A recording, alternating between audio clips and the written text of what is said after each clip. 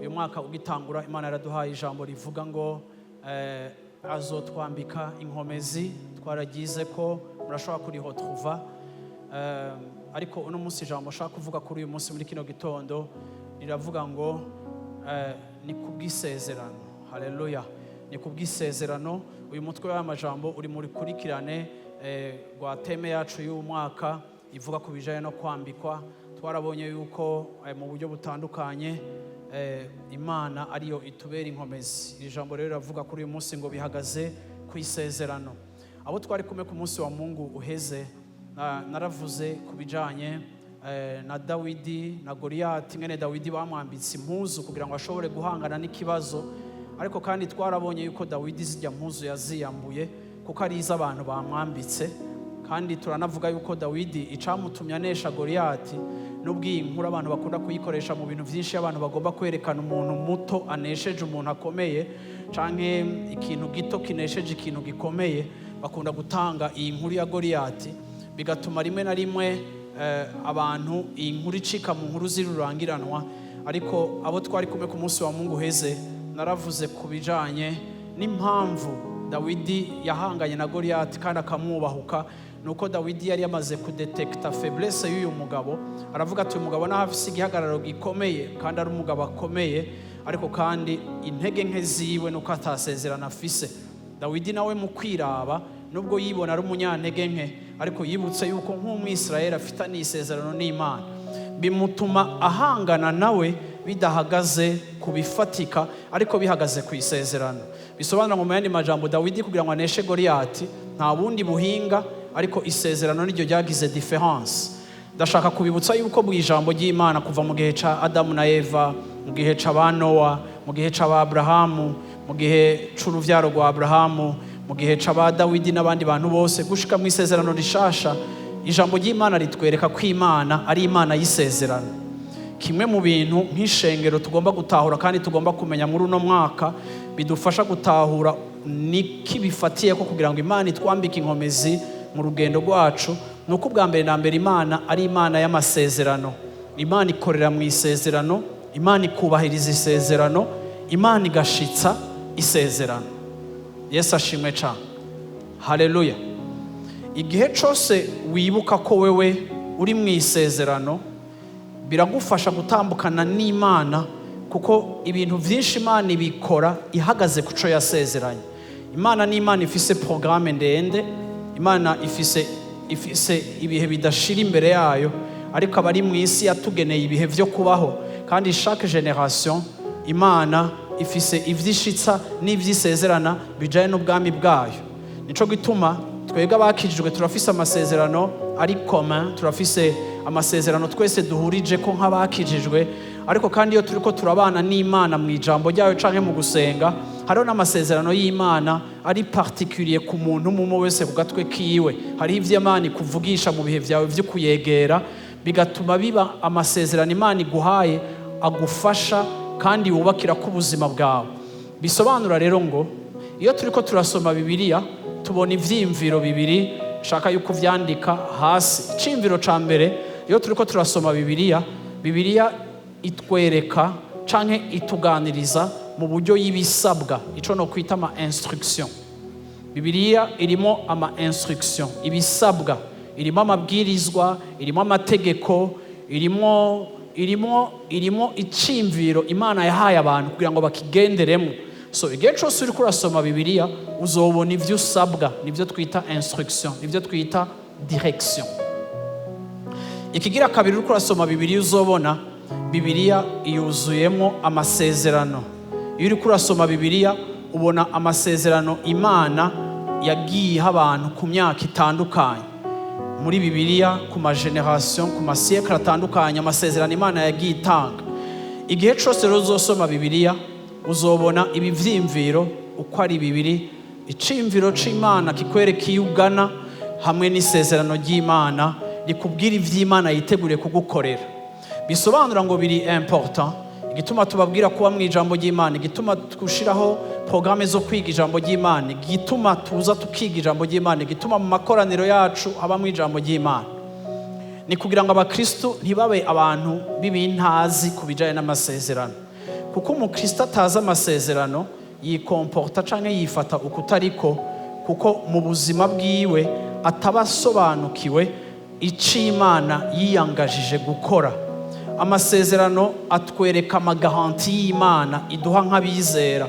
Amasezerano atwereka uruhara rw'Imana mu buzima bwacu, ivyo azokora. Ahavuga ngo nzo muzobibona cane mu isezerano rya kera, muzobona ahantu henshi mu Kirundi bavuga ngo nzo canke je ferai, nzokora, ico gihe cose ni gihe Imana yiyangaje ku buzima bwacu. Iyo rero ukijijwe ukabura umuntu adatahura amasezerano y'Imana, ushobora kubaho nk'umuntu agowe kandi ukifata ukutariko, kuko utatahuye amasezerano.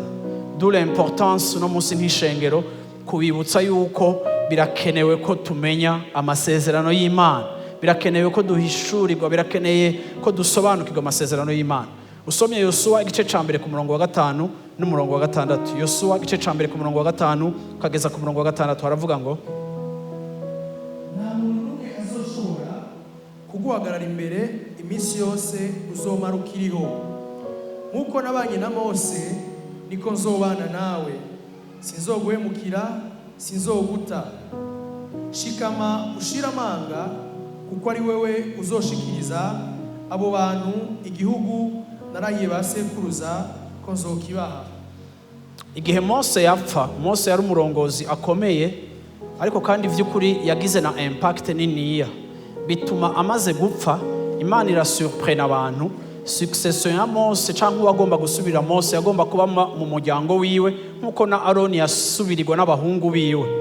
Ariko hageze mu kuhamplasa Moise, Imana ihitamwo Yosuwa kari wa muhamplasa.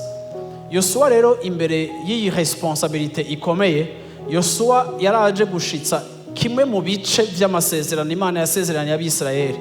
Mose Imana yamukoresheje mu kuvana ubwoko muri Egiputa nkuko yari yarabisezeranye. Ariko hageze kuri Yosuwa, Imana yitegura kumukoresha kugira ngo ashikane abantu mu isezerano. Iri sezerano Imana yari yarisezeranye kuva kera, kuva mu gihe ca Aburahamu. Imana imubwira ngo nzoguha igihugu. No kuvuga ngo yari moma iri clé idasanzwe muri promesse, kuko inyuma y'amasiècle menshi enfin la promesse allait être accomplie.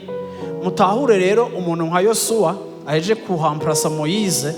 Rero mutahure umuntu nka Mose cyangwa umuntu nka Yosuwa ahamplashije umuntu nka Mose, ari ashobora kuba yari complexe, ashobora kuba yari afise ubwoba, ashobora kuba yari yumva atari digne, atabibereye.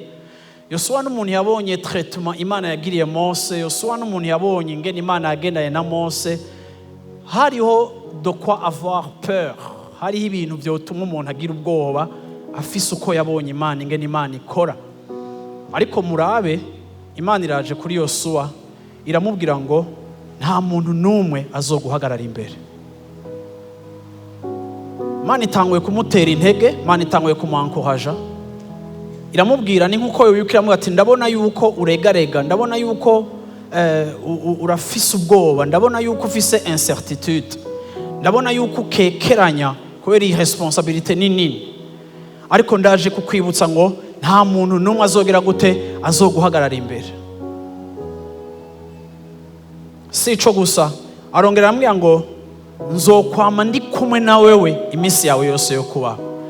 Nta munsi jewe Imana ntazokubakinga up, nta munsi n'umwe jewe Imana ntazoba ndahari kugira ngo ndahakubere aho wewe uraba ukabona faiblesse. Sindi Imana igomba ko winyoha ke tu es faible, ako ndi Imana igomba kumenya yuko mu kudashobora kwawe ndahari kugira ngo genda gushoboza. Rero ntibihagaze kuri wewe, ako ndakubwiye ngo uwo ari we wese azoguhagarara imbere akaza kukudefia, jewe Imana nzoba mpagararanye nawe. Iri ni isezerano rikomeye nshaka kukwibutsa no munsi muri kino gitondo. Dukomejwe n'isezerano, ntidukomejwe n'ico turico. Haleluya, haleluya, amina.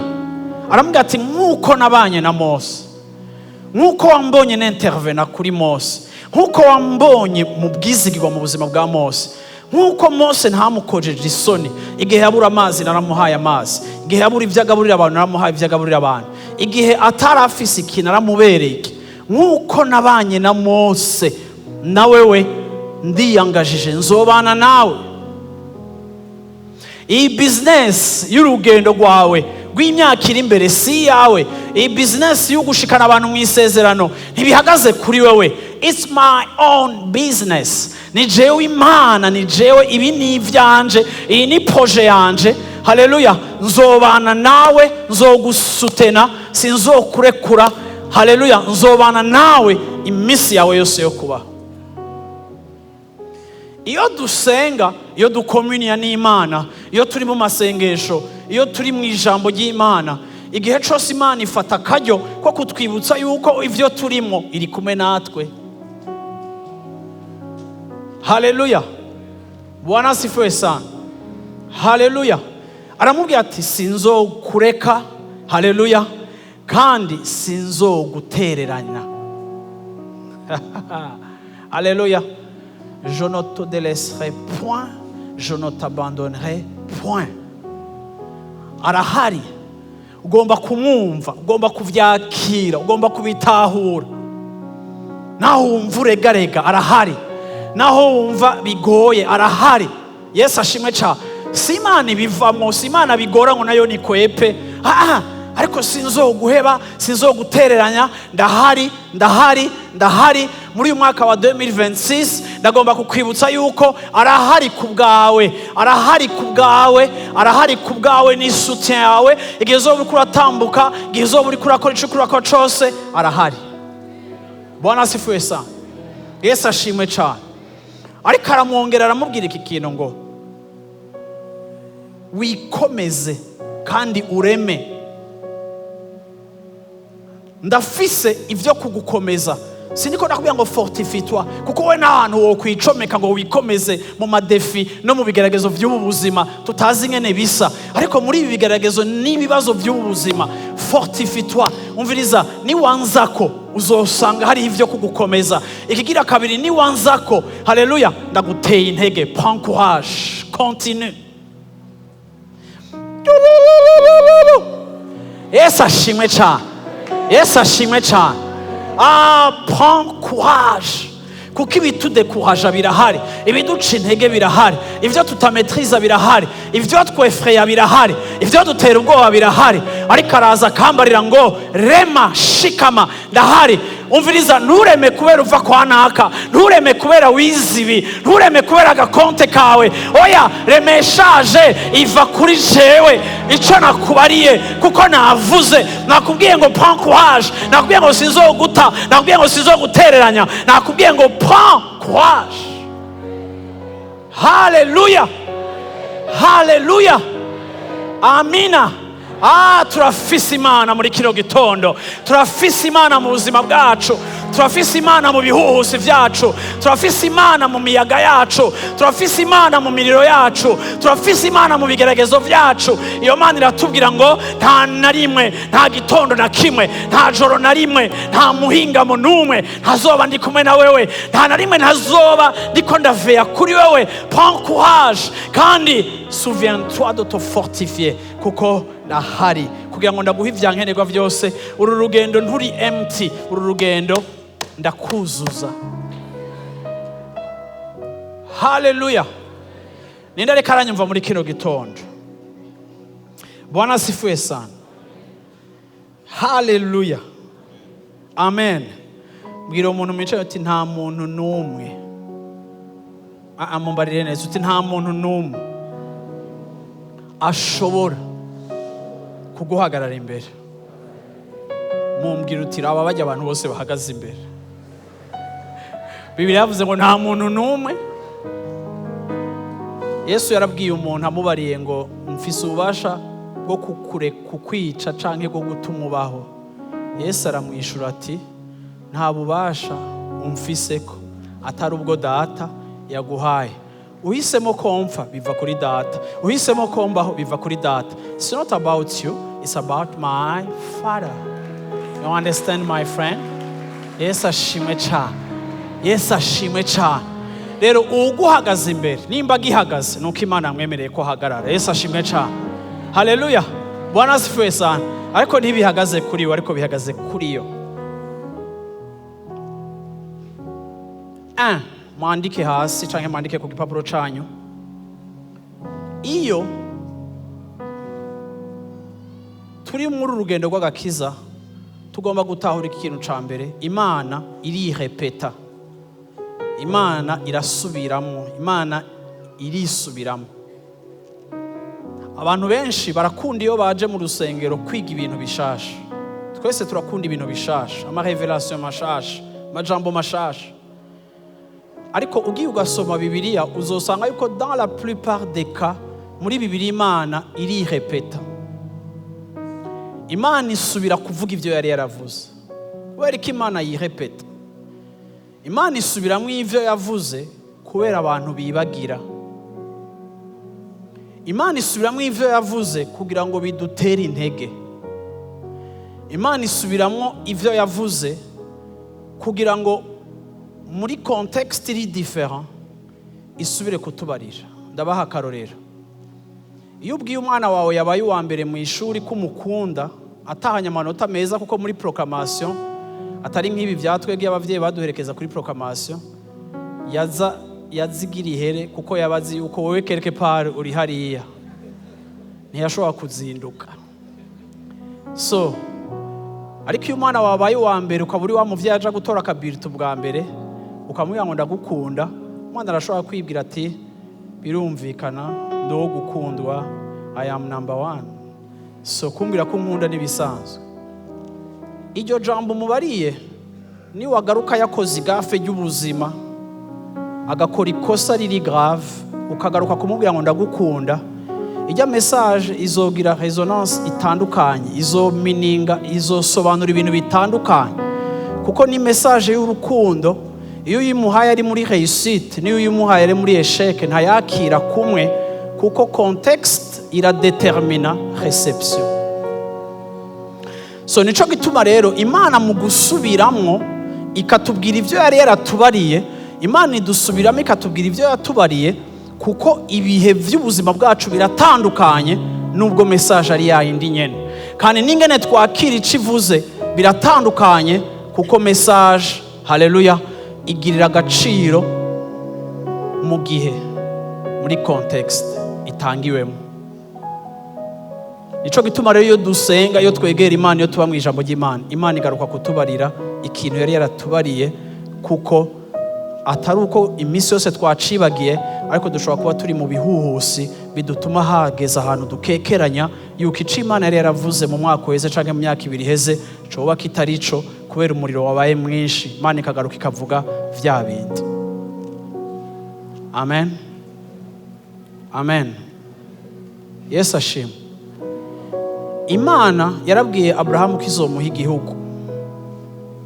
Imana yarabwiye Abisirayeli kugeza naho na Yosefu igihe apfa yarasavye uruvyaro, aravuga ati amagufa yanje muze muyatware mu gihugu c'isezerano. Bari sûr ko Imana basezeraniye igihugu, ariko context bari barimwo muri Egiputa bafashwe nabi ntiyahurirana neza n'ico basezeraniwe. Ariko kubwo kumenya yuko bazoja muri ico, bakabaho babibwiririkanya generation ku yindi yuko hari ico Imana yasezeranye. Haleluya. Nico gituma Imana kuko itabesha, ntibesha. Imana kuko itabesha, Yesu ashimwe cyane, yama ibategura ikanaprevoya ingene bazoba mu masezerano. Imana ikabaganiriza kuva mu gihe ca Mose ingene bazokwifata mu masezerano, kuko Imana yo yarizi ko izoyashitse. Ako ivyo Imana yabigisha ico gihe uko uravyumva vyari bikeneye kuba rappelé canke gusubira kandi kwibutswa. Usomye Deutéronome chapitre 17 verset 18 gushika kuri verset 20, usubira mu Bihagaze 17 18 gushika ku murongo wa 20, haravuga ngo maze niyamara kuja ku ngoma aze yiyandikishirize ibi vyagezwe mu gitabo, abikuye mu gitabo gifiswe n'abaherezi aribo Balewi. Ico gitabo azacamane agisoma iminsi yose yo kubaho kwiwe, kugira ngo yige kubaha Uhoraho Imana yiwe, yitondera amajambo yose y'ibi vyagezwe n'aya mabwiriza abishitse, kugira ngo abone guhangama ku ngoma yiwe mu Bisirayeli bo n'uruvyaro rwiwe, kandi umutima wiwe woye kuzokwishira hejuru ngo akengere abiwabo, naza atsirimuke ngo ave muri aya mabwirizwa ngo akikamire iburyo canke ibumoso. Haleluya. Imana ko yari izi ko izotanga igihugu c'isezerano, yatanguye gutegura Abisirayeli ibabwira ingene bazokwifata muri kijya gihugu. Ndashaka kuvuga gatoya kuri instruction, ivyo dusabwa, ivyo tubwirwa, ivyo atuganirizamo. Kuko Imana yari izi yuko bizoshika abantu bakaja mu gihugu c'isezerano. Imana yagomba ko igihugu c'isezerano bakibamwo neza. Imana yagomba ko igihugu c'isezerano bakibamwo ata kintu na kimwe kibavangiye. Kuko rero Imana yari ifise ibisabwa canke ico twokwita requirement canke ama exigence. Imana ikabaganiriza inyifato, kuko Imana irazi ko isezerano ishobora kurishitsa, ariko Imana iragomba kuveya yuko dushitse mu masezerano twifata neza mu masezerano. Yesu ashimwe cyane. Bamwe muri mwebwe mugiye kwinjira muri Kanani yanyu canke mu vy'Imana yabasezerane, mu vy'Imana yabemereye, ariko naho uzobishikamo Imana irafise ico ishaka kukubarira pahapo ivyo uzokwinjiramo. So kubijanye n'iki gihugu rero bari bagiye kwinjiramo, muri Deuteronome Imana ica muri Mose iramubwira ibintu badakwiye kwirengagiza. Ubwa mbere Imana itangura kubigisha kubijanye na offrande, iyo mirongo sinayishizeho, ingene bakwiye gushikanira Imana. Kigira kabiri Imana irabandanya ibaganiriza ku kungene badakwiye gusenga izindi mana. Imana irabereka ati ndabizi yuko nimwashika mu gihugu c'isezerano muri shobora kuba tante gusenga imana z'ababanyi muhasanze, ariko please nimwashika mu gihugu c'isezerano ntihagire indi mana muzosenga atari jewe. Kuko naho muba muri mw'isezerano, kutanyumvira bishobora kwica canke kwafekta enjoyment, bishobora kwafekta ukuryohererwa kwanya isezerano. So naho uri mw'isezerano hari ingene ukwiye kuri bamwe. So ndashaka mubone iyi parallel, ni ukuvuga ngo chaque fois amabwirizwa n'isezerano birajana, kandi amabwirizwa aryosha ni kirungo kiryosha isezerano. Kigira kabiri Imana imubarira, kigira gatatu Imana imubarira. Imana itangura kubwira Abisirayeli ingene mu gihugu c'isezerano i Kanani Imana iri sensible kuri justice. Imana iri sensible ku butungane. Nimwashika muri kijya gihugu c'isezerano, ndabizi muvuye muri Egiputa mwararenganijwe, ariko nubwo mwafashwe nabi, please haze habeho justice. Iyi Deuteronome abakunda gusoma Bibiliya muze kuyisoma yose guhera kuri chapitre 1. Je nahereye kuri 18 muyo nabahaye hano. Ako ndiko ndavuga ibiri imbere gatoya. Imana iratena kubwira n'umurongozi yuko kirazira guhana utari sûr, kirazira guhana udafise ivyemezo yuko uwakoze ikosa ari we yakoze ikosa. Kubera iki abantu b'Imana mw'isezerano ry'Imana, politique générale mw'isezerano ryose turimo, c'est la justice. Haleluya. Nukugororoka kw'Imana, nuguha agaciro abantu, nukuvaloriza abantu. Munyemere ndabasaba iki kintu, shengero ry'Imana muri ngaha munyumviriza muri 2026, ega Imana izotwambika inkomezi, ariko mukure injustice hagati yanyu. Ntimukabe abantu barenganya abari faible bari munsi yanyu. Ntimukabe abantu mufata abantu uko batari ngo nuko mubahemba canke nuko bari munsi ya autorite yanyu. Imana yaraguhezagiye ikugira imfura, ikugira mukuru, ariko Imana iratena yuko nubwo irikira kwishura amasengesho, imibano y'abantu na wewe iri important. Ngira babwire ngo tubayeho rimwe na rimwe abantu barenganya abandi, kandi abantu atari beza, ariko tukaza kuri data mwiza tukamusaba ko atubera mwiza, ariko hagera ku bandi bantu tukababera babi nk'uko umenga twege data ntiyatubereye mwiza.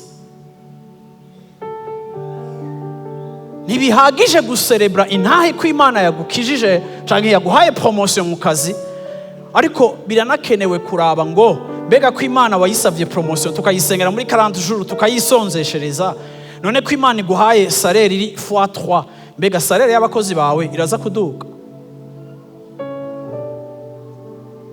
mbega ntivyoshoboka ariko nabo muri 40 jours bako baragutekera nabone bariko barasaba ko Imana iduza salere yabo. None kubera iki wowe wibaza ko merita double canke triple ariko ata retroviseur nimwe ukava ngo ngo mu gisagara ngo mu bwiza ngo bahembuku ngo mwirohero bahembuku reka nakubwire ntiduhemba nkuko mu bwiza no mwirohero bahemba duhemba uko Yesu yatugiriye neza. Nta ma reference dufatira ko yabandi ariko turi juste nkuko Imana yatubereye mu izigirwa natwe tukababizigirwa. Uze ukure injustice muri terre promise mu kibanza c'umugisha wawe uzobe correct. Mumbabarire kubibabwira abantu benshi rimwe na rimwe muri injuste ariko nimbubwire Mana ngo Mana ntunganiriza hari umuntu amagaze imbere soit juste kuko gutanga bizana umugisha kurusha guhabwa kandi ico wifuza ko bagukorera gikorera abandi. Yesu ashimwe cyane. Haleluya. Rero Imana iramubwira ngo ntihagire umuntu ongera. Imana iranamubwira iki nacone nihanagera ukagira doute kandi uri umurongozi ugakekeranya kuri culpabilité canke kuri responsabilité y'umuntu mwikosa bigashika wowe nk'umurongozi ugakekeranya ko uwo muntu yoba adafise ikosa canke ukabura igihano womuha, please genda mu bantu banje mu baherezi n'abarewe n'abacamanza jewe uhoraho que j'aurais établi mu gihugu c'isezerano ubakonsulte ubabaze bakubwira ico ukwiye gukora ariko ntukorere muri doute ntukorere muri incertitude ntufate à la légère destin n'ubuzima bw'umuntu naho ari mutoya. Imana yereka yuko umuntu akomeye yahezagiye afise responsabilité yo kubera Imana presque abandi bari munsi yiwe. Ikintu kenshi gituma abantu badatabagwa n'Imana convenablement nuko iyo bamaze gushika mu karere k'umugisha wawe uraviola instruction z'Imana ukazirengako bigatuma rero bigira feedback bigira retour. Iri jwi ryanje muriko murumva aya mabafra ari ngaha yitwa retour uko angaruka ko akamena amatwi nanje bintera ngerageza kuvuga buhoro kuko hariho retour kuco ndiko ndavuga ndiyumva ariko ntiyumva ncansarara cyane kuko mba ngerageza kuvuga cyane kuko ntiyumva. Bamwe muri mwebwe mufise retour kuri mwebwe mbi kuko mu gihe Imana yabagiriye neza ntimwigeze mwubahiriza umutima w'Imana kuko wibuke ko atanarimwe Imana igushira hejuru idafise intention yuko we ucika benediction ku bandi bantu. Haleluya. Iki naco Imana yamubariye iramubwira ngo niwinjira mu gihugu naguhaye uravyumva ndabizi yuko abisirayeli kumbure nabo bazoshaka kugira umwami nk'ibindi bihugu byose. Aha rero nabasomeye umvirize ico Imana ibwiye umwami. Umwami niyicara ku ntwaro akahenya aze afate kopi aze afate igitabo c'ivyanditswe aze afate ivyanditse mu ijambo ry'Imana agende kubabibika kubajejwe archive y'amajambo n'amategeko y'Imana. Mwibuke aya majambo niyo plus tard Imana igaruka ikabwira Yosuwa irabwira Yosuwa ngo shikama ushiramanga n'ibiki ku mirongo ntasomye iramubwira ngo iri jambo rize rihore imbere yawe ku murango no mwijoro niho ico uzokora cose uzororanirwa. So urabona yuko Imana iragarutse iravuga ngo uyu mwami nimba atazi n'amabwirizwa yanje umunsi azoza ku ntwaro aze akora iki kintu aze agende afate kopi. Ndashaka ko mwumva iki kintu. Imana iritwararika igihe cose ugezemwo iritwararika kumenya ko ukwiye kumenya ivyo ukwiye kumenya. Imana ntikosiona ignorance kandi Imana ntigomba ko tuguma turi abantu b'ibintazi kuko ikintazi gikora amadega menshi. Imana rero avuga ngo uyu mwami ni afata igihugu akaba ari umwami aze afate ivyanditswe biri mu gitabo abike kopi. Yesu ashimwe cyane. Abikure mu baherezi abirabe arabe ingene nshaka ko yifata. Haleluya. Azokigira ico gitabo agisome kandi iminsi yose azoba mu ijambo ryanje. Nagomba kubibutsa abantu b'Imana sinokubesha ngo Imana izokwambika inkomezi uri umuntu utari mu ijambo, kuko justement izo nkomezi Imana ikwambika ziri muri parole. Nico gituma aba bantu Imana yatena ko baba mu ijambo bakarimira bakaribamwo, kuko iri niryo rigaruka. Ndabivuga imbere, ariko kandi iravuga ngo azoribamo iminsi yose. Yesu ashimwe cyane. Kugira ngo yige kunyubaha, iri jambo craindre l'éternel, kugira ngo yige to worship, kugira ngo yige kuba umuntu ahimbaza Imana. Kubera ko tugomba kuba mu ijambo ry'Imana, nuko ijambo ry'Imana riguma ritwibutsa ko success turimo ihagaze ku Mana, bikadutuma tuguma turaba worshipa. Kuko biroroshe cyane kuva mu guhimbaza igihe uri umuntu ari kuhone do success, kuko tendance misi yose nuko iyo uri mu gihe cawe c'umugisha ugira ahantu wumva umenga Imana ntuyikeneye nkuko wari uyikeneye, ugatangura kwitazira cyangwa ugatangura gutazira ama possession ivy'Imana yaguhaye.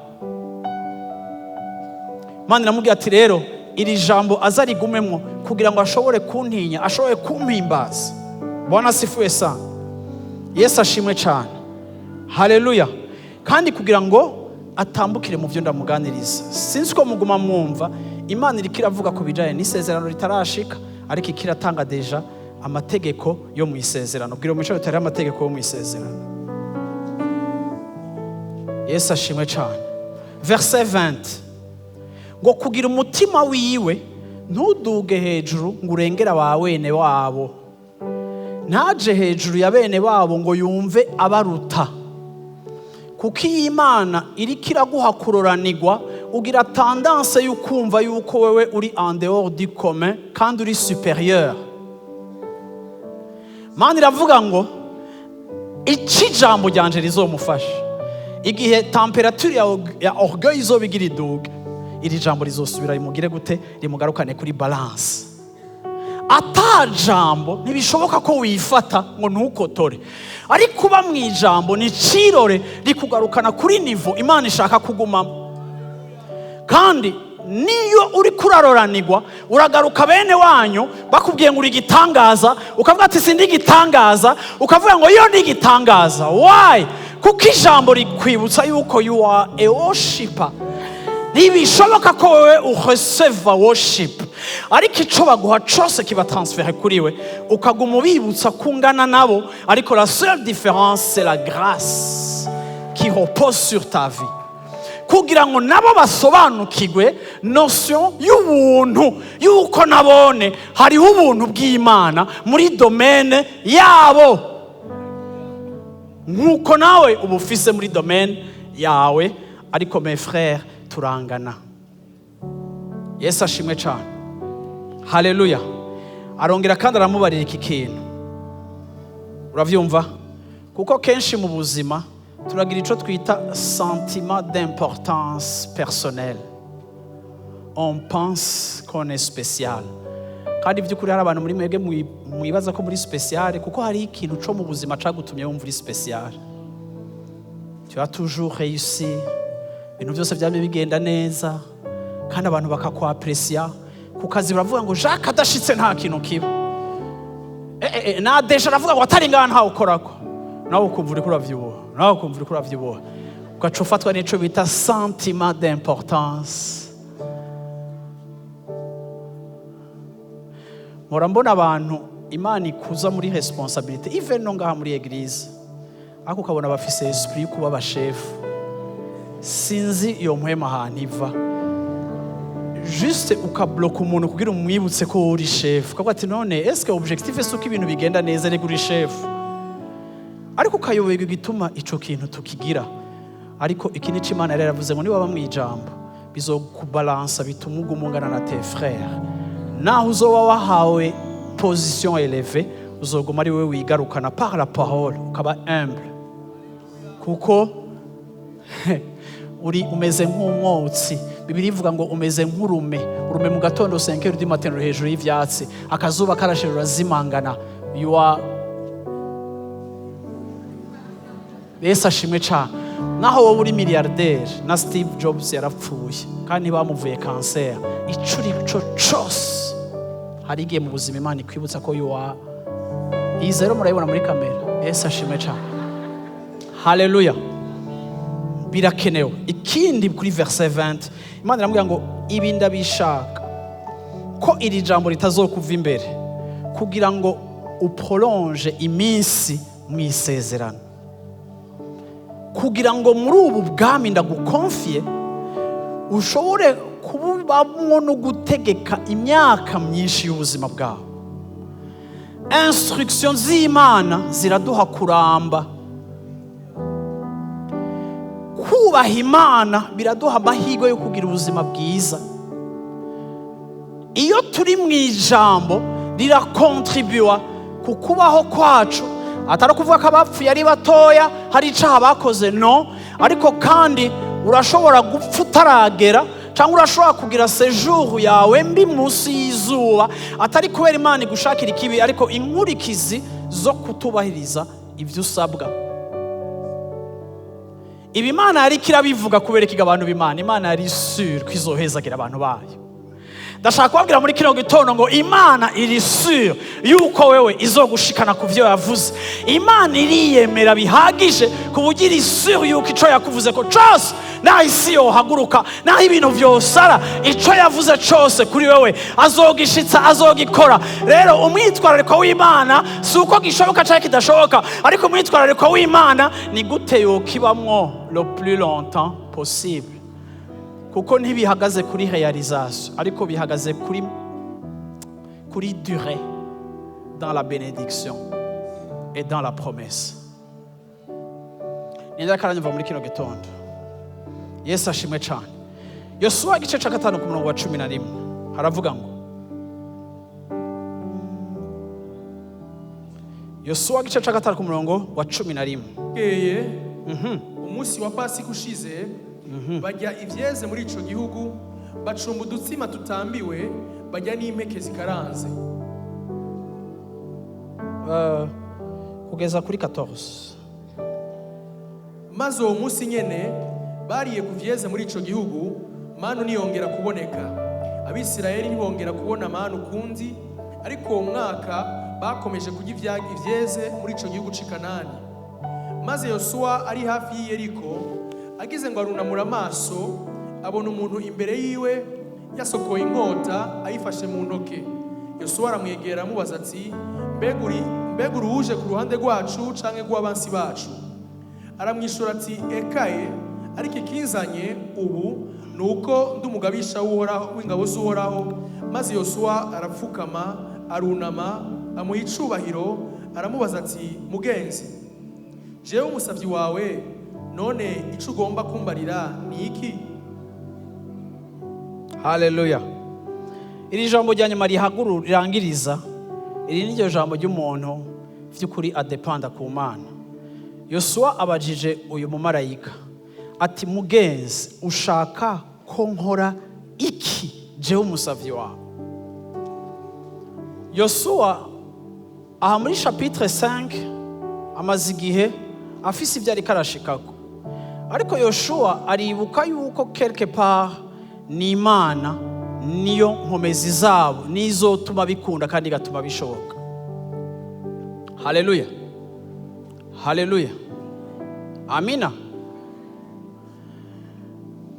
Icambere nshaka ko wandika canke ica kabiri, kuko icambere nakivuze kuri verse ya mbere duhereye ko hejuru ku murongo wa 11, haleluya, wa 12, ku murongo wa 13, Bibiri tubwira ngo Yosuwa yari hafi ya Yeriko. Ndashaka kugira description gato ya Yeriko. Abisirayeli, Yosuwa n'umukonquérant aje kugira ngo ashikane Abisirayeli muri promesse. No kuvuga ngo responsabilité yiwe niyo kubashikana mu masezerano. Ariko ni tashi ikomeye kuko bagira bahure n'abami batari bake kandi benshi banyuma kugira ngo bafate kijya gihugu. Kandi ashaka kubabwira ngo abami benshi bari baramaze kumenya Israeli, amateka yayo, aho bagiye banesha, aho bagiye bagira gute. No kuvuga ngo abantu bari baramaze no kwiga kugira ama alliance kuko bari bamaze kumenya ko Imana yabo ikomeye, abami b'abanyamahanga. Rero Yosuwa ari muri context itoroshe y'ubuzima bwiwe kuko ategeza gufranchisa aya mavire. Ariko vire ya mbere Yosuwa yagiyemo gufata kandi yari igoye gufata ni vire ya Yeriko. iki gisagara carabateye ubwoba ku buryo no mu gihe ca Mose, mu gihe ca Mose iki gisagara c'Yeriko, Mose yararungitse aba espion kugenda kuraba ingene kimeze. Uravyumva? Ariko kandi Yosuwa we imbere yo gufata Yeriko afise nawe n'abandi bantu nawe yarungitse. No kuvuga ngo cari igisagara kibateye ubwoba kubera iki Yeriko? Yeriko niyo ville ya mbere yo mu gihugu c'Isezerano yari iri clôturée n'impome zifise ama épaisseur manini cane, kikagira imiryango mikeya ushobora kwinjirana, kandi bakagira n'igisirikare kiba hejuru ku nzitiro. Igihe rero Yosuwa kumbure yari arasenga, ariko arantama, ariko araraba abasoda biwe, araba bakomeye, araba bakize, araba bacumbagira bashira inyuma, afise nyene susi yuko nyene agiraje kwinjira igisagara ca mbere kigoye kiremereye, azabonye umuntu muri avance canke progression yabo, abona umuntu afise inkota. Abonye ikigabo gifise inkota, Yosuwa aba effrayé, aramubaza urinde, uri mu ruhande rwacu canke nturi mu ruhande rwacu? Urinde en d'autres termes, uri mu bansi baje kudefanda ibisagara canke uri mu ruhande rwacu? Ndakeneye kukwidentifia, urinde. Urabizi bantu b'Imana, hari ama etape y'ubuzima umuntu wese ashobora kugira ubwoba, umuntu wese ashobora kugira ka inquiétude, umuntu wese ashobora kugira ico bita umucece, kaga peur kindani, ukumva nyene akayasho karaje, ukavuga ati mboga Imana turi kumwe, ariko ibintu birashoboka, ibintu bigize gute? Ariko aha hantu nyene muri ubu bwoba arabaza uyu muntu ati uri hehe, comme si agira mu dévorer, nkuko umenga Yosuwa agira mutabagure, kuko ni nkuko no munsi wa mbere aje kwipresenta. Uyu muntu aramubwira ati jewe ndi le chef de l'armée de l'Éternel. Yosuwa yari umusirikare mukuru mu ngabo za Israeli, ariko nimurabe Imana ihejeje kudepesha, Imana imuhuje na commandant supreme w'ingabo z'ijuru. En d'autres termes, ibi bintu biratangaza kuri point ngomba kuvuga ko iravuga ngo Imana, Yesu ashimwe cyane, niyo yipresenta comme le chef suprême, comme le commandant suprême y'intambara zawe. Ego uri kurataka 2026, ego uri kurataka projet, ego urafise ivyo ugomba kujamo, ariko no munsi muri kino gitondo Imana irakubwiye ngo imbere yuko wataka Yeriko, ndaje kukumenyesha yuko iyi ntambara wogira winjiremo jewe, apana wowe Yosuwa, ariko jewe uhoraho, ni jewe ndi kuri front, ni jewe ndi imbere, ni jewe userukira ingabo z'uhoraho. Mu yandi majambo, nta projet nimugiye kwataka muri 2026 Imana itamaze kudeploya inkomezi zikwiye zo kuyinesha imbere yuko wowe unatangura kunesha. Haleluya. Yesu ashimwe cyane, Yesu ashimwe cyane. Imana niwe mugabisha mu ntambara yacu. Ndaje kukwibutsa muri kino gitondo ngo amadefi yose ufise, amaproje yose ufise, ibintu byose uri kurasengera, ibintu byose uri kurapanga, ndaje kukwibutsa ngo muri izo ntambara zose umugabisha ruta abandi bagabisha ahagaze imbere. Umviriza, yaramaze gushikayo, wowe nturashika muri izo ntambara, ariko Imana izihagazemo, yamaze kurungika, yamaze kudeploya ijuru kubw'intambara zawe. Wewe si wowe ugiye kuzana victoire, ariko wowe ugiye gucika umuparticipant ameze nyene nka wa mwana nababwira Dimanche, afasha umuvyeyi guterura akadobo, bakamuha akarahuri gatoya kugira ngo nawe abone ko ari karagira icakora muhira, bakamuha ngo twari iki gikoropesho, bagasanga kiraremereye, bakamuha ati basi twari serviette uje kuyidepoza hajya kugira reke kubagora, nawe akagira hole. Ndaje kugira ngo ibintu byose wikaniriye wicungereye, ngo harababa, reka nakubwire ntihababa. Yaramaze kurungika, wewe uri umuporteur w'agaserviette agiye kukadepoza mu ntambara yamaze kurangira, kandi intambara yamaze guhera. Uteye ubwoba na Yeriko, ariko utaranahashika Imana niyiri already done. Wewe rero ukwiye kugira gute? Ukwiye kuruhuka yuko uri mu ntambara zawe. Hari saison nshasha Imana ikira kwinjizamo, hari ahantu hashasha ugiye, hari ikibanza gishasha uri kurajamo, hari movement nshasha ikira mu buzima bwawe. Genda kubwira ngo aho uroye ni yari, aho uroye ni yaba, haleluya. Kuko ubaye hari ubuzima, kuko ugendera ijuru niho riri, that's why ni more.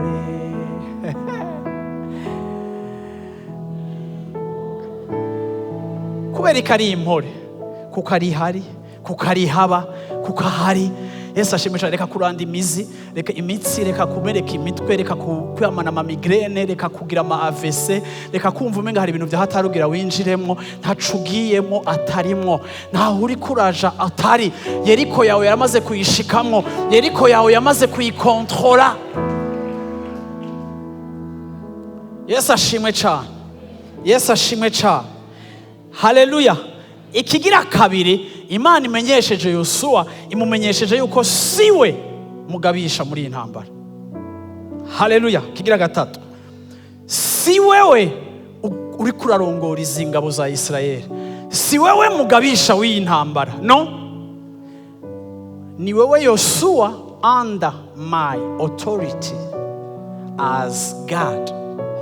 Wewe uri mon second, kandi au vrai sens du terme, we ntacu uri kurakora. Ego bazovuga izina ryawe, ego uzoba umustar, ariko mwibuke niyo tubaye abastar, mwibuke niyo abantu amazina yacu bayagize maniniya, mwibuke mwibanga ryanyu mu masezerano yuko quelque part si twebwe twari turiko turamena urugamba, ariko uhoraho niwe yariko ararumena. Twe gusa yaduteye iteka ryo kururangiza. Abantu babona ibiboneka, babona twebwe, ariko ntibabona ibitaboneka. Ariko wowe Yosuwa urabizi neza yuko nimba kijya kintu waragishoboye, n'uhoraho yagushoboje, kuko waramubonye afise inkota imbere. Wari wenyene, ntiyanakwiyeretse mu bantu, yakwiyeretse wenyene. Amekuwekea asili, akuonesha kama ni yeye, lakini tu alikuachilia tu ubebe tukasifa kidogo, bionekane bijulikane kama ni wewe, lakini au fond it's not you, it's about him. Niwe urabizi. Haleluya. Nico gituma vy'ukuri bantu muriko murago gukorera Imana. Sinkunda abakozi b'Imana bigira bahatari. Cyo kintu ndacanka kwera, kuko iyo wigira uwahatari biroroshe ko eglise ikwaya yuko uba mu ijuru ukaza gukorera mu isi. Nshatse kubibemeza, ariko iyo ndakwibukije ko nanje ndi umuntu nka wewe, ariko juste ndi mu kibanza canje, bigutuma nawe waccessinga kuri grâce, kuko nanje nambaye ubuntu, nambaye umwambaro Imana yanyambitse, nawe hari umwambaro Imana ikwambika. Bigutuma wumva yuko twe ntiturabahatari, ariko uwambitswe n'Imana wese acika uwahatari. Mais au fond, c'est pas celui qui porte l'habit, mais c'est celui qui l'habille, c'est celui qui la... Vous voyez mes chers amis? Murabitahura? Yesu ashimwe cyane. Rero niba buri gitangaza bakarengana bakavuga ngo warashitse, uravyumva ntuco uvuga ngo yego ngo mbega ngo ujya wewe ko nabonye ngo igihe abandi bandamutse bagize gucyanya akujya ndamukija. Arrête. Haleluya. Wambiswe n'Imana, wagizwe n'Imana. Yosuwa niyo yakugize. Rero calm down, chill. Akora murakaza. Yesu ashimwe cyane, Yesu ashimwe cyane. Haleluya, haleluya. Yesu ashimwe cyane. Ikigira kane ni nyishu Imana yahaye Yosuwa, intangaza. Yosuwa yarabajije umumarayika ngo uri mu ruhande rwacu cyangwa uri mu ruhande rwacu? Uyu mumarayika aratangaza, azigene yamwishuye, yamubwiye ngo sindi mu ruhande rwanyu, sindi mu ruhande rw'abandi, ndi mu ruhande rw'Uhoraho. En d'autres termes, uruhara rwanje ntibihagaze kuri mwebwe, ico ndiko ndakora ntigihagaze kuko wewe Yosuwa uri Yosuwa. Sinaravya huva, sinagize gute, ariko icantumye jewe nza kugwana intambara, jewe Uhora, ni kubera ndi Imana igororotse. Sokuruza Aburahamu naramusezerane ko iki gihugu nzokimo. Mu kugororoka kwanje no mu gushitsa amasezerano kwanje, naje kugwana intambara apana kubera wewe, ariko akabera plan na projet yanje iri pré-établi wowe utarabaho.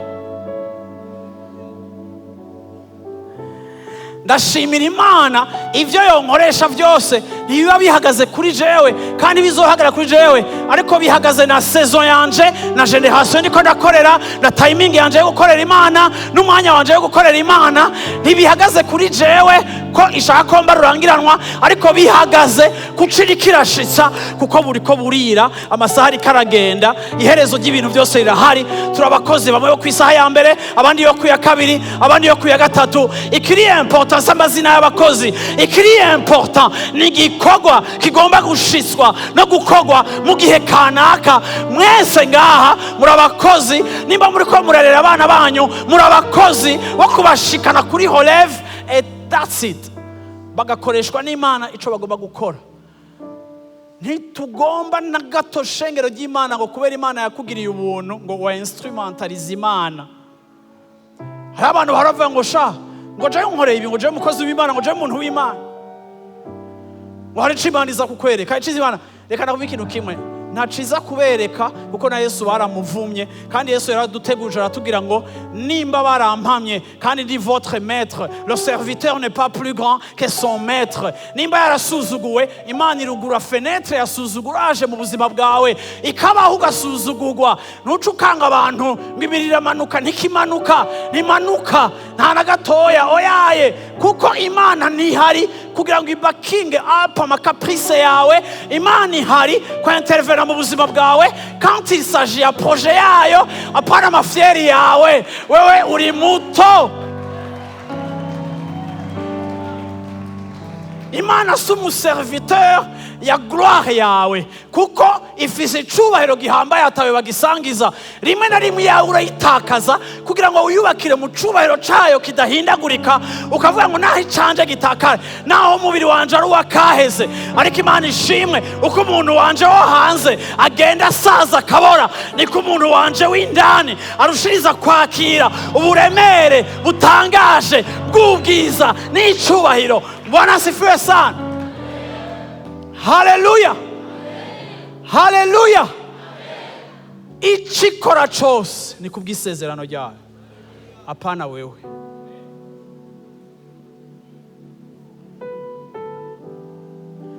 Na Dawidi igihe kimwe baramusuzuguye, aravuga ikintu gikomeye. Abamuzi mu cubahiro baramubwira ati ariko gamwami ntiworeka aka gahungu tukakabufa gashobora kugutuka gucyanya. Dawidi aravuga ngo kise ko atari Imana imurungitse kuntuka, kuko en d'autres termes nta kinshika k'Imana itagipermesse.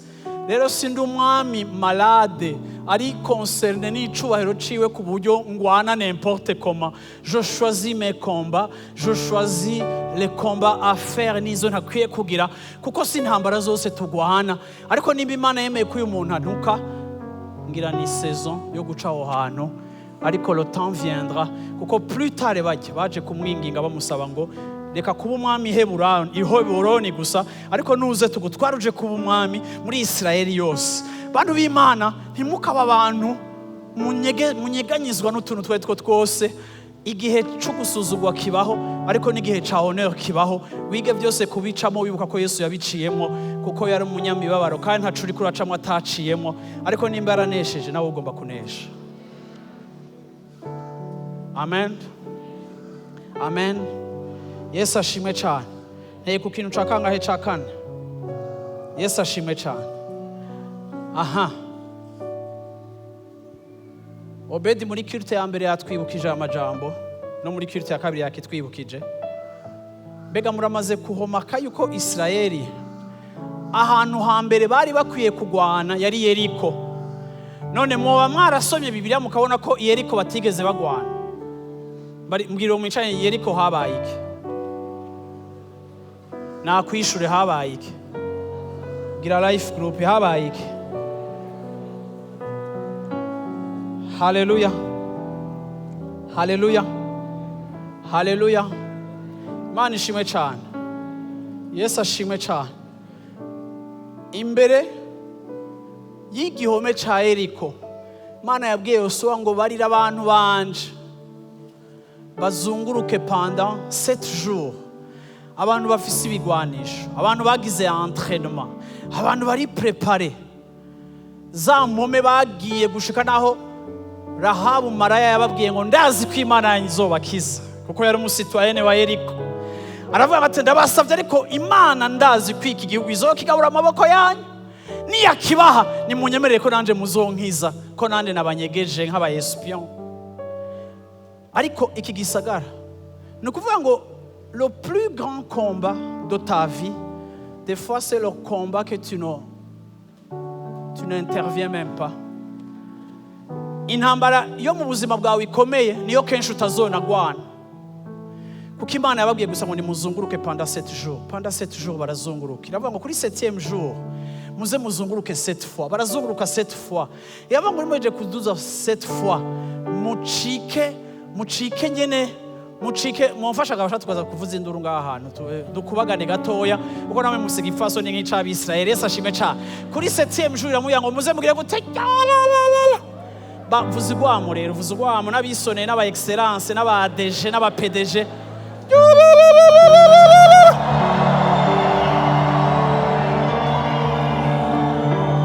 Twaragize entraînement, twaraguze amamisire, twaraguze amadrone, twariteguye, twaragize pompage, atubwiye ngo tuzovuza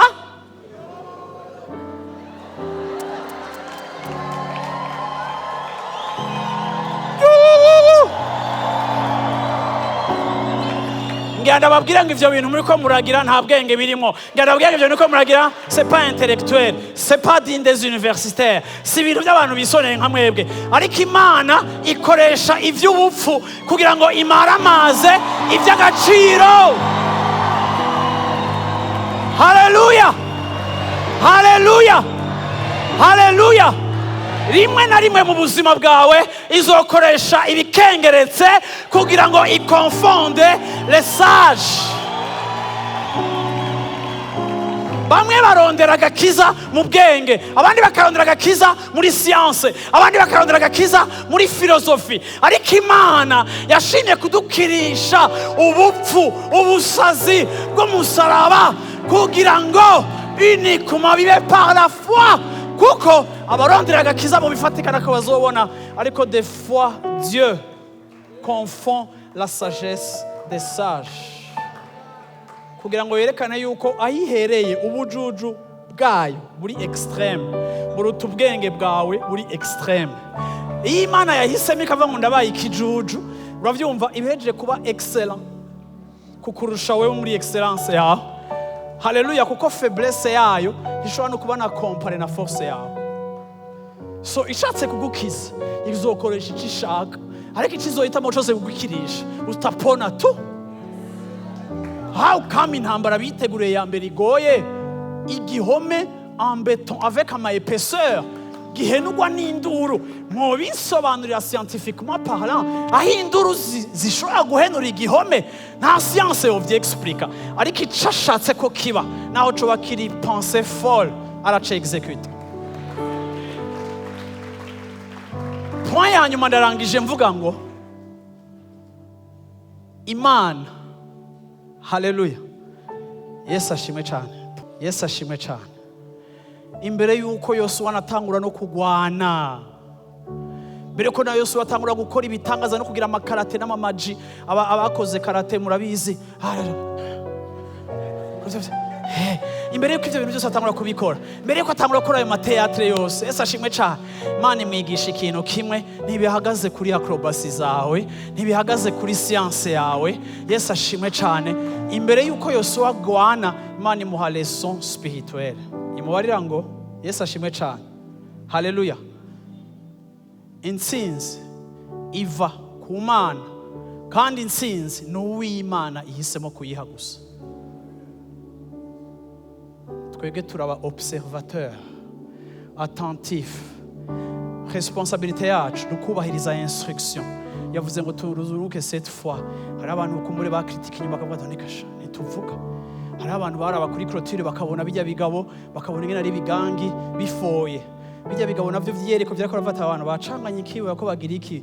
Uravyumva bahava bagira n'ikizunguzungu kuko kurazunguru ku mwanya muremure nyene bugira n'ikizunguzungu. Uko uravyumva nta bwenge vyama birimo. haleluya. Ariko kuba ari kugira ngo Imana yiheshe icubahiro. Yesu ashimwe cyane, Yesu ashimwe cyane. Yeriko ntuzoyihabwa n'ubuhizi mu ntambara. Yeriko ugiye kuyihabwa n'isezerano kuri plateau, kubera isezerano, pana kubera komba, pana kubera ubuhizi. Achievement zimwe zikomeye zo mu buzima bwanyu muzozishikamwo mutazi n'ingene mwazishitsemo, ariko juste ko mwagiye mwubahiriza instruction z'Imana, muzobona Imana izibaterekamo. Abantu bazokubaza ngo wabigenjeje gute, wowe uvuga ati nuko Imana ibikoze, ngo namwe abakizwe rero muri exaggerate ibintu byose mushaka kwigira abantu Imana yanyu irashisha abantu. Ariko none tuvuga iki? Bashaka ko tuvuga ngo ntaragize lobbying, ndakubita amacenga, ndaduga, ndamanuka, oya nta na kimwe. Haleluya. Nikufananishe na nini Bwana, nikufananishe na nini. Witegure kwakira victoire yawe mu maboko. Yesu ashimwe cyane. Witegure kwambikwa n'Imana, witegurire igikorwa c'ubuntu, witegurire igikorwa c'ubuntu, witegurire ukwambikwa. Ibi nivyo twita isabato. Abadventiste kuri 7e jour baracafata isabato ko ari samedi, ariko isabato Bibiri itubarira si observation y'umunsi, ariko isabato Bibiliya itubarira ni Kristo, niwe sabato yacu, kuko turaruhutse ubuzima bwacu bwose, si kwa gatandatu, si dimanche, ariko no muri activité lundi na mardi dukorana akaruhuko. Iyo tuja guhiganwa dukorana akaruhuko, iyo tuja muri competition tugendana akaruhuko, iyo twubaka imiryango yacu tugendana akaruhuko. Iyo usanze ufise inda y'abana batatu, nimba ari ubushuri, nimba ari ubuki, upusana akaruhuko, kuko niba batunga, niba baguhaye. Abantu b'Imana bari mu isabato, kandi iryo sabato ryavugishwa kuva kera no kuri Mose, ryavuga kuri Kristo, we sabato ryacu, we karuhuko kacu. Ntidukorera Imana dufunze isura ngo ibikorwa by'Imana biragoye, ngo intama ziratugora. Oya, ni muri abacu, muri ab'Imana mutugoye turabaheba. Uravyumva? Nayo mwarayinaniye, na stress bikunda turabikora, bidokunda ntitubikora. That's it. Tukereka Imana ati Imana ujya muntu mukarange, yagukaranga ikakugaruka nawe ukaranze, kuba wakaranzwe. Okay, come on, injira rero. Ariko niyo si twebwe. Yesu ashimwe cyane, Yesu ashimwe cyane. Waguruke dusenga Imana muri kino gitondo. Haleluya, haleluya, haleluya. Bwana asifiwe sana. Nataka nisikie kanisa. Bwana asifiwe sana. Watu wa Mungu wenye kwa Bwana asifiwe sana. Kanisa la Bwana, Bwana asifiwe sana. Turi mw'isezerano, dutambukira mw'isezerano, twifutse isezerano, twambaye isezerano, twugururirwa naryo, dutunzwe naryo.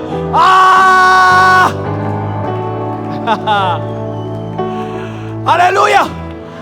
Iyo mariage yawe ugomba kugira n'akantu gatoyi. Haleluya. None nduhutse neza mu mutima wanje, ndomereye ujya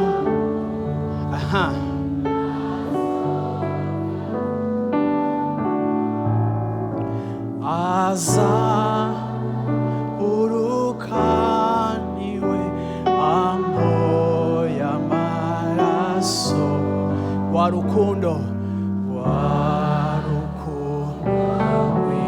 byose vyugariye aho hantu, y'amaraso babuntu bwanza urugo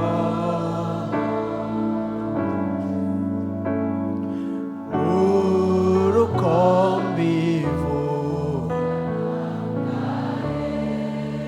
Uti none ndi imbere yiwe nakigwa n'umuco,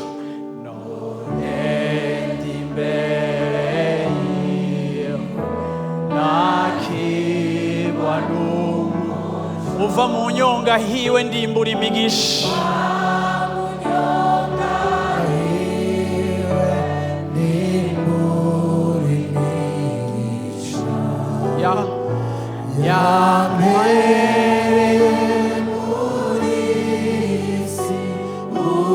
Subiramo aya majambo uti none ndi imbere yiwe. Hazogera igihe uzogira evaluation uti none ndi imbere yiwe. Hari igihe uzoharura imigisha yaguhereye mu isi ukayiharura. Haleluya, uva mu nyonga hiwe maze ndarimbura imigisha yampereye muri iyi si. Yampereye muri iyi si.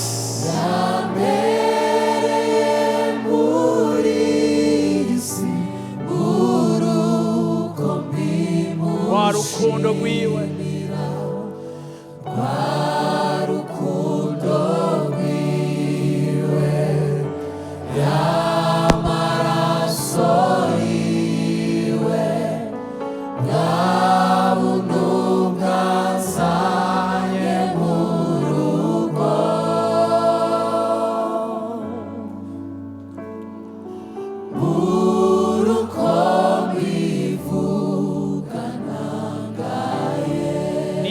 Mu biganza vyiwe avuga gute?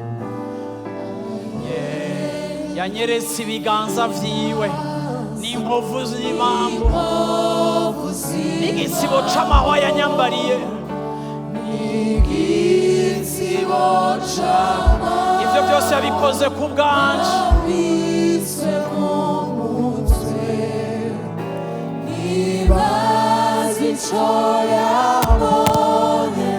You are special. Mu maso yuri special. Subiramo uti nitegereje ibiganza.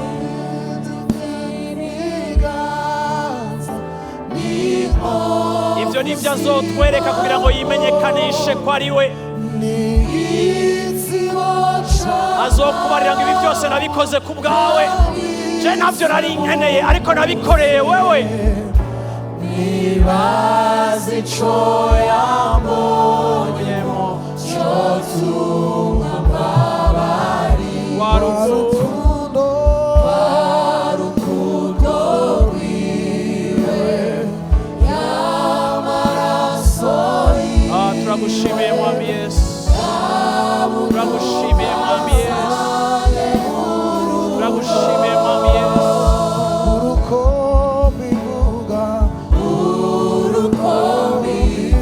None nduhutse neza mu mutima wanje. None nduhutse neza. None nduhutse neza umutima wanje. Dorere wa musi azogarukira akaje kunjana. Azoza azananye n'abamarayika biwe.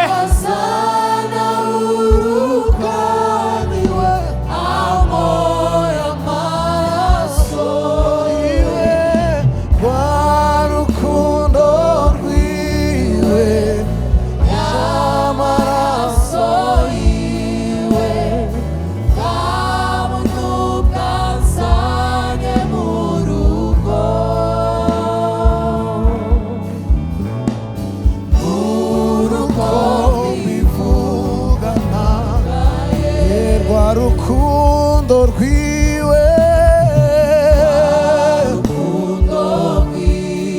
y'amaraso